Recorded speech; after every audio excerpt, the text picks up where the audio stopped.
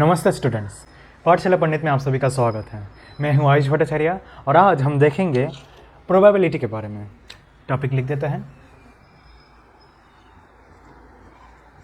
Probability.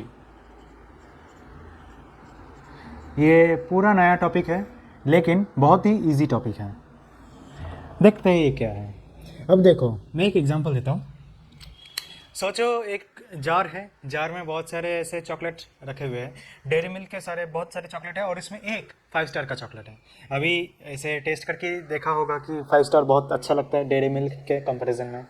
तो ऐसे duty दिया गया है या ऐसे एक्टिविटी दिया गया है सारे स्टूडेंट्स को कि वो आएंगे, एक लाइन करके आएंगे और एक चॉकलेट उठाएंगे। और चाहे तो डेयरी मिल्क रहा तो डेयरी मिल्क और 5 स्टार रहा तो 5 स्टार। ठीक है, याद रखना डेयरी मिल्क बहुत सारे है, 5 स्टार सिर्फ एक ही है। ठीक है, अभी उस लाइन में सबसे पहले खड़ा है राहुल। ओके, सबसे पहले राहुल। तो राहुल ने ऐसे मना कर दिया कि नहीं, मुझे नहीं करना। क्योंकि उसने क्या रीज़न बताया कि इतने सारे चॉकलेट्स में से 5 स्टार ढूंढना बहुत मुश्किल है, ऐसे गेस करके एक उठा लेना बहुत मुश्किल होगा, इसलिए मैं लाइन के पहले खड़े नहीं रहूँगा। मेरे चांसेस बहुत कम है 5 स्टार मिलने का। ठीक है, एकदम लास्ट में, लाइन के एकदम लास्ट में खड़ा है राघव। राघव ने भी मना कर दिया कि नहीं, मुझे एकदम लास्ट में तो खड़ा होना ही नहीं है। उसने क्या रीज़न दिया? उसने रीज़न दिया कि इतने सारे चॉकलेट्स लेते लेते बच्चे लेते जाएंगे, फिर एकदम लास्ट में मेरा चांस आएगा, तब तक मतलब चांसेस मेरे बहुत कम है कि मुझे 5 स्टार मिलेगा। पॉसिबिलिटी है, ऐसा नहीं कि पॉसिबिलिटी नहीं है कि उसे 5 स्टार नहीं मिलेगा। हो सकता है कि एकदम सभी ने डेयरी मिल्क उठाया और लास्ट में 5 स्टार पड़ा हो, ऐसा भी हो सकता है। या फिर जो पहले राहुल को भी एकदम पहले चांस में ही मिल जाए एक 5 स्टार, ये भी हो सकता है। लेकिन चांसेस या जिसे कहते हैं पॉसिबिलिटी कम है इन दोनों के कि उसे 5 स्टार मिलेगा। तो इसी को पॉसिबिलिटी को कहते हैं एकदम प्रॉपर मैथमेटिकल टर्म्स से प्रोबेबिलिटी। ठीक है, हम ऐसे कहते हैं ना कि 50-50 चांस है, या फिर उस कॉलेज में एडमिशन मिलने का चांस बहुत कम है, ऐसे बोलते हैं। चांसेस को प्रॉपरली अगर हमें कहना है तो कहते हैं प्रोबेबिलिटी। ओके, इसे कहते हैं प्रोबेबिलिटी। तो अभी ठीक है, हम तो ऐसे कहते हैं कि 50-50 चांस है, उधर चांस बहुत कम है, लेकिन एग्जैक्ट नंबर क्या है, कितना कम है? 70%, 80%, कितना? वो हमें अभी पता चलेगा। इन कुछ लेक्चर्स में हमें पता चलेगा कि एग्जैक्टली प्रोबेबिलिटी ढूंढते कैसे हैं, कैलकुलेट कैसे किया जाता है। ठीक है, तो अब देखो प्रोबेबिलिटी मतलब वो एग्जैक्टली कैसे ढूंढते हैं वो तो मैं बताऊंगा पहले, पर उसके पहले हम कुछ चीज़ें देखते हैं कि बाकी सब और भी टर्म्स है उसे क्या डिफाइन किया जाता है। तो एग्जाम्पल ले लेके ही हम समझते हैं। सोचो ऐसे कॉइन्स है। ठीक है, एक कॉइन है, ऐसे एक हेड। अगर हमने वो टॉस करते हैं, एक कॉइन को हम अगर ऐसे टॉस करते हैं तो फिर 2 चांस है, 2 पॉसिबिलिटीज़ है। एक क्या है? एक है ऐसे हेड और दूसरा है टेल। ठीक है, यहाँ पे हेड में नहीं बना रहा हूँ, सिर्फ लिख रहा हूँ हेड। ठीक है, हेड टेल्स शायद, हाँ। तो एक है हेड और दूसरा है टेल्स। तो 2 पॉसिबिलिटीज़ हुए। तो फिर इसे हम पॉसिबिलिटीज़ को हम आउटकम्स भी कहते हैं। आउटकम मैं दिखा देता हूँ यहाँ पर। पॉसिबिलिटीज़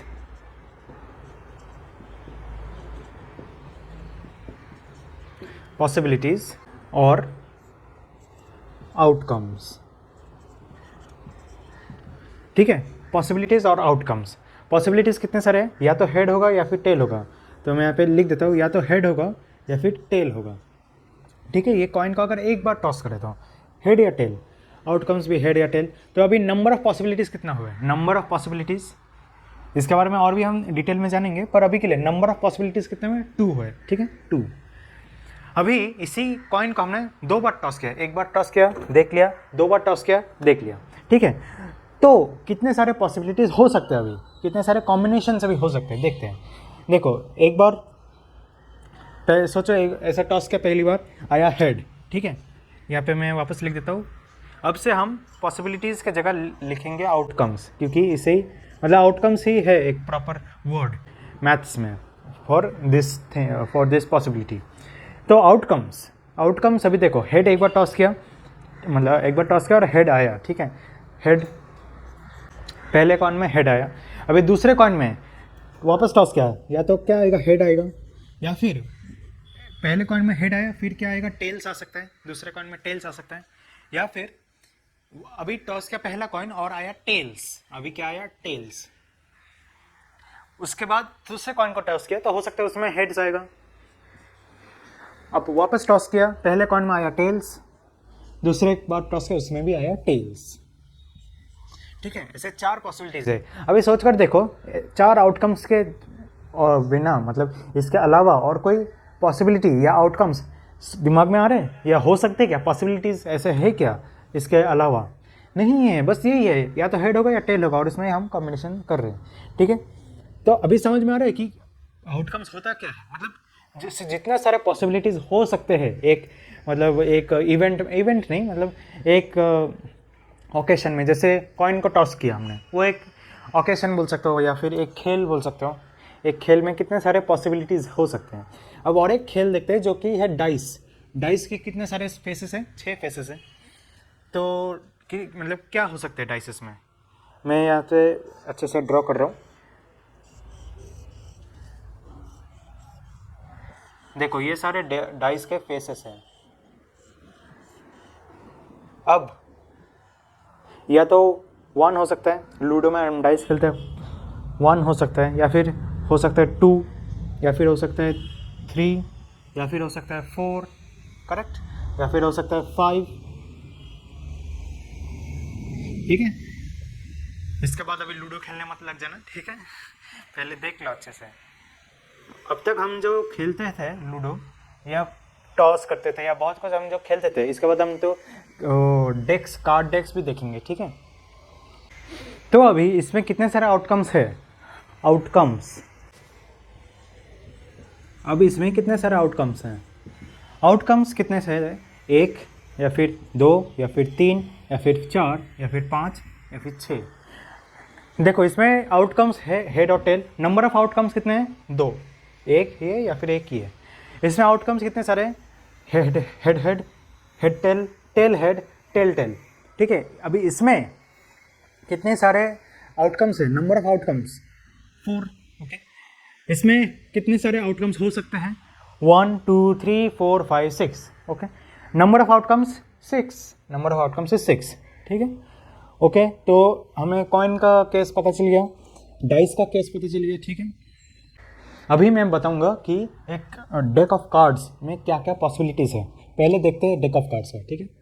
अब देखते हैं एक डेक ऑफ कार्ड्स का एग्जांपल, ठीक है। ये बहुत ही अच्छे से देखना, ठीक है, बहुत सारे क्वेश्चंस बनते हैं इसमें। अब तक तो हमने खेले होंगे ये कार्ड्स के ऊपर 3 पत्ती या बहुत कुछ खेले होंगे, ठीक है, कभी कभार तब पैसे लगा कर खेले होंगे, है कि नहीं। खैर, तो देखो एक डेक ऑफ कार्ड्स में पता होगा, या मैं बता देता हूँ, एक डेक ऑफ कार्ड्स मतलब एक कार्ड का सेट। एक कार्ड के सेट में कितने सारे कार्ड्स होंगे, एक मिनट मैं लिख देता हूँ यहाँ पर, 52 कार्ड्स। टोटल कितने सारे कार्ड्स होते हैं, 52 कार्ड्स। तो 52 कार्ड्स, टोटल 52 कार्ड्स होते हैं। अब इन 52 कार्ड्स को बांटा गया है, एक लाल, कुछ लाल होते हैं और कुछ काले होते हैं, कुछ मतलब एकदम आधे। तो 52 को अगर हम आधा कर दें, उसमें से निकलेंगे, मैं चाहे तो पूरा मार्कर से अच्छे से बता देता हूँ,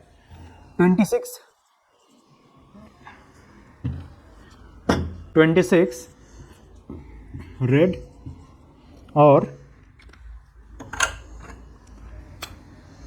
26 ब्लैक, ठीक है। 26 रेड होते हैं और 26 ब्लैक होते हैं। मैं दिखा भी देता हूँ, ये देखो, ये दिख रहा है अच्छे से। ऐसे लाल कितने सारे होते हैं, 26 होते हैं लाल रंग के, और ब्लैक होते हैं 26, आधे आधे ऐसे कर दे दिए जाते हैं। अभी इन 26 में, रेड के 26 में भी आधा कर दिया जाता है। कितना आधा देखते हैं। आधे को कहते हैं, इनमें से आधा को कहते हैं 13, मतलब 13 कार्ड्स होते हैं हार्ट्स के होते हैं 13 कार्ड्स, और बाकी 13 होते हैं डायमंड्स, डायमंड्स के कार्ड। वो भी दिखा देता हूँ मैं। ये देखो, ये है एक हार्ट का कार्ड, ठीक है, 7, this is 7 of hearts, okay. और एक डायमंड का कार्ड भी मैं दिखा देता हूँ। ये होता है एक डायमंड का कार्ड, ऑलराइट, दिख रहा है अच्छे से, ये है एक डायमंड का कार्ड। अभी इसमें अगर हमने आधे आधे कर दिए तो फिर ब्लैक में भी आधा आधा होगा, तो देखते हो क्या है। इसमें भी 13 रहते हैं स्पेड्स के कार्ड, स्पेड्स, और 13 रहते हैं क्लब्स के कार्ड्स। ये सब नाम याद रखो अच्छे से, क्योंकि ऐसे जब भी पेपर में, एग्ज़ाम पेपर में ऐसे हिंदी नाम नहीं दे देंगे, ठीक है, हिंदी नाम नहीं देंगे, इंग्लिश नाम ही देंगे, तो याद रखना। अभी देखो, स्पेड्स और क्लब्स क्या होता है, ये होता है स्पेड्स, ये होता है स्पेड्स, ऑलराइट, और ये होता है क्लब्स, ये होता है क्लब्स। ऐसे 13 कार्ड्स मिलते हैं। खैर, तो अभी तक पता चल गया होगा कि हार्ट्स, डायमंड्स और स्पेड्स, क्लब्स क्या होता है। अब हर एक इस शेप का, या हार्ट्स, डायमंड्स, स्पेड्स, क्लब्स का, इनमें से होता है नंबरिंग। इन कार्ड्स में से 13 कार्ड्स को नंबर किया जाता है। तो देखते हैं, चलो मैं स्पेड्स का एक एग्जांपल ले लेता हूँ। स्पेड्स में क्या क्या होता है सबसे पहले होते हैं एस कार्ड। एस कार्ड क्या होता है मैं दिखा देता हूँ।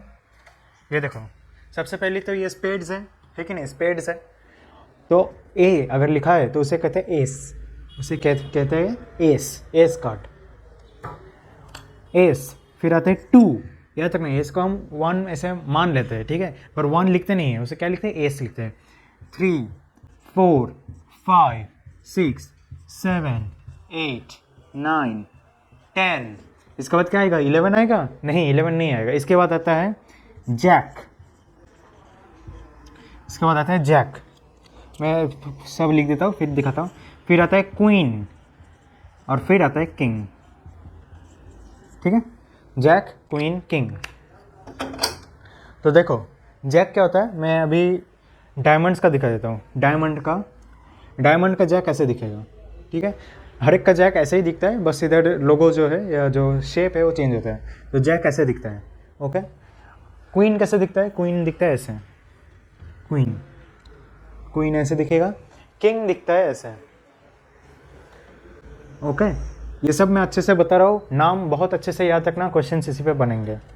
अब एक चीज़ याद रखना, जोकर्स को इन 52 कार्ड्स में नहीं ऐड किया जाता है। जोकर्स भी ऐड होता है ना हमारे उस डेक में जब भी हम खरीदते हैं, लेकिन इसमें ऐड नहीं होंगे। इसमें सिर्फ जो नंबर्स हैं वही ऐड होंगे, जो एस, जैक, क्वीन, किंग है, यही ऐड होंगे। अब एक चीज़ बताओ, इसे हम क्या कहेंगे, इस चीज़ को हम क्या कहेंगे, इसे कहेंगे 7 ऑफ डायमंड्स, 7 ऑफ डायमंड्स। अब बताओ इसे क्या कहेंगे, इसे कहेंगे एस ऑफ स्पेड्स। पहले जो नंबर है उसे बताना है, जो नंबर है या फिर ये जो नेम्स है ये बताना है, फिर उसका शेप बताना है। ये क्या है, ये है जैक ऑफ डायमंड्स। तो ऐसे करके याद रखना, ठीक है, कि किसको क्या कहा जाता है। तो अभी पता चल गया 52 कार्ड्स, उसको आधे आधे करके रेड ब्लैक में डिवाइड कर दिया जाता है। उन रेड ब्लैक में से आधे आधा कर दिया जाता है, ताकि 13 हार्ट्स मिले, 13 डायमंड्स, 13 स्पेड्स एंड 13 क्लब्स मिले। उन 13 में से नंबरिंग करके एस 2 3 4 5 6 7 8 9 10 जैक, क्वीन, किंग मिलता है, ठीक है। क्लियर हो गया इतना, ओके।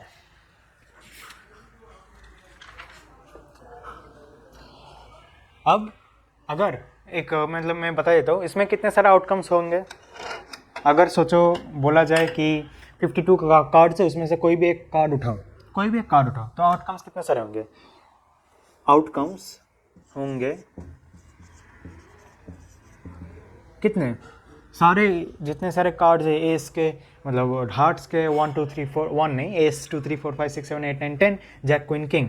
डायमंड्स के फिर इतने सारे, स्पेड्स कितने सारे, क्लब्स कितने सारे, टोटल नंबर ऑफ आउटकम्स कितने होंगे। मैं चाहे तो लिख देता हूँ, number of outcomes is 52, alright. समझ में आ गया, नंबर ऑफ आउटकम्स इज 52। अब देखो, क्वेश्चंस देख लो और अच्छे से आंसर करना, ठीक है। क्वेश्चन है outcomes and number of outcomes निकलना है, ठीक है। तो पहला है any day of week, any day of week is to be selected randomly. ठीक है, any day of week is to be selected randomly. अब हर एक वर्ड पे ध्यान देना, एनी डे ऑफ वीक तो समझ में आ गया, सिलेक्टेड वो भी समझ में आ गया, रैंडमली। ठीक है, ऐसा नहीं कि किसी पे भेदभाव करना है। ओके, संडे को जितना इंपॉर्टेंस देना है उतना मंडे को, उतना ही सैटरडे को, उतना ही थर्सडे को। ओके, ऐसे करके करना है ताकि हर एक का ऐसे चुनना, हर एक डे का एक चुनना इक्वल रहे। ओके, ऐसे कोई ना हो कि मैं संडे को ज़्यादा प्रेफरेंस दूंगा चुनने में, ऐसा नहीं। तो इसलिए रैंडमली कहा जाता है। ऐसे भी पॉसिबिलिटीज़ या प्रोबेबिलिटीज़ हमें कभी कभार निकालना पड़ता है हायर क्लासेस में, 10th में नहीं, जहाँ पे मतलब बायसिंग करना पड़ता है कि मैं संडे को ज़्यादा प्रेफरेंस दूंगा, मंडे को ज़्यादा प्रेफरेंस दूंगा। लेकिन रैंडमली अगर कहे तो उसे अनबायस्ड कहते हैं। मैं यहाँ पे लिख देता हूँ, याद रखना, ये ऐसे मतलब हायर क्लासेस में यूज़ होगा, पर फिर भी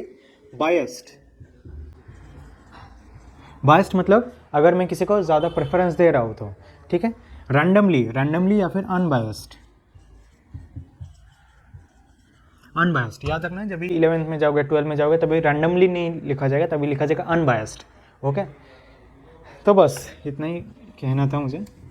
तो चलो देखते हैं अभी आउटकम्स। क्या क्या आउटकम्स है, पूरा अच्छे से संडे, मंडे, ट्यूसडे ऐसे करके लिखना है। ठीक है, मैं यहाँ से लिख रहा हूँ संडे, मंडे, ऐसा नहीं कि एक कैपिटल लिख लिया ऐसे, संडे, मंडे, ट्यूसडे ऐसे नहीं लिखना है। ठीक है, क्योंकि एस हमें थोड़ी ना पता कि एस क्या है, हमें ऐसे अंदाज़ा हो जाता है कि संडे होगा, पर हम एग्जामिनर को तो नहीं पता ना कि एस का मतलब क्या है। उसे अच्छे से दिखाना पड़ेगा कि संडे, फिर मंडे, फिर ट्यूसडे, ऐसे करके दिखाना पड़ेगा उन्हें। तो याद रखना, पूरा लिखना है, संडे, मंडे, ट्यूसडे, फिर वेडनेसडे, थर्सडे, फ्राइडे, सैटरडे। ठीक है, इतने सारे दिन हो गए। तो नंबर ऑफ आउटकम्स कितने सारे होंगे? Number of outcomes of course 7 दिन है तो 7 आउटकम्स है, 7। ओके, अभी ये आपको करना है, ये मैं एक होमवर्क दे रहा हूँ, आपको करना है। आउटकम्स कितने सारे हैं और नंबर ऑफ आउटकम्स कितने सारे हैं। Okay, one number from 10 to 20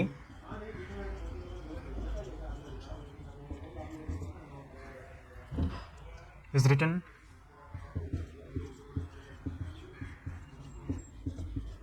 on each card. Choose randomly.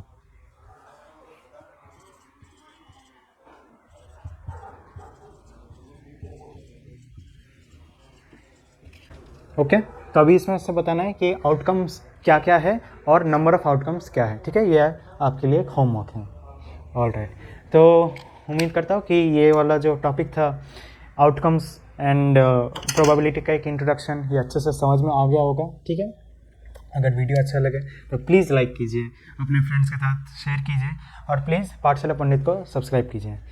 तो अगले वीडियो में हम देखेंगे कि सैम्पल स्पेस और इवेंट्स क्या होते हैं। ठीक है, थैंक यू वेरी मच।